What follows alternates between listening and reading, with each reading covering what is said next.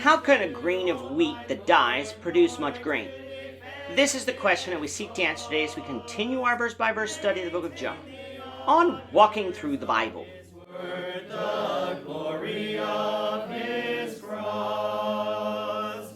If you have a Bible with you, you can turn to John chapter 12. We're going to be reading from verses 20 to 26. If you don't have a Bible, don't worry. Just follow along with us on the screen. The version that we'll be reading from is the New King James Version. So John chapter 12, beginning of verse 20.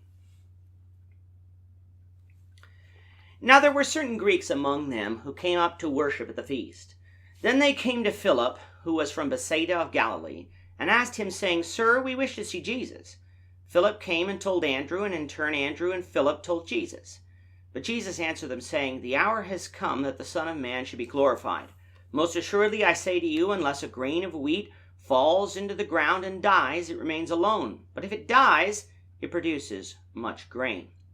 He who loves his life will lose it, and he who hates his life in this world will keep it for eternal life. If anyone serves me, let him follow me, and where I am, there my servant will be also. If anyone serves me, him my Father will honor. In our last lesson, we looked at the triumphal entry of Jesus into Jerusalem. This occurred on the first day of the week and was done in order to fulfill prophecy. In coming into Jerusalem this way, this was the only time that Jesus was treated like a king while here on this earth. His disciples, when they saw this, did not understand what was going on, but once he was glorified, meaning resurrected and ascended to heaven, then they remembered how these things were done to him. How did they remember? That we'll get to later on in our study of John. Coming down to verse 20, we have some Greeks coming to Philip, one of Jesus' disciples that we met in chapter 1, asking him if they could see Jesus. We do not really know who these Greeks were, for the Jews who lived outside Palestine were usually called Grecians or Hellenists. It is therefore safe to conclude that these were Gentiles who had heard about Jesus and probably witnessed the events of Jesus' triumphal entry. We also don't know whether what we read here occurred on Sunday, the day of his triumphal entry, on Monday, the day that Jesus cleansed the temple, on Tuesday, the day where his confrontations with the Pharisees and Sadducees take place, or on Wednesday, a day which we have no record of concerning what Jesus did. We, however, do know that the event took place before the Passover. Now, why these Greeks came to Philip and not directly to Jesus is likewise unknown, but they did.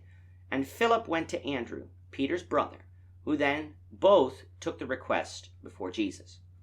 Jesus didn't answer in the affirmative, though he didn't firmly answer in the negative either. So yet again, this is another thing we're uncertain of, as we don't know whether these Greeks actually received an audience with Jesus. Instead, Jesus answered that the hour has now come that the Son of Man should be glorified. All the way through John has used the phrase, my hour has not yet come. Jesus used this phrase in John 2 when he didn't want to perform the miracle in Cana. John used this in John 7 and John 8 as reasons that Jesus escaped from the crowds. However, now the time had come, the time when Jesus was going to lay down his life for the sheep and take away their sins. Thus, at the end of the week, he would willingly be arrested and willingly go to the cross and die. To illustrate this point, Jesus uses the grain of wheat as a metaphor. If the grain of wheat simply lays on the ground, it remains alone. In other words, it produces nothing. However, if it falls into the ground, is covered by the dirt and dies, meaning sheds its outer shell, the germ of life within is exposed to the nutrients in the soil, causing not simply another grain of wheat, but a plant that will in turn grow and produce many more grains of wheat.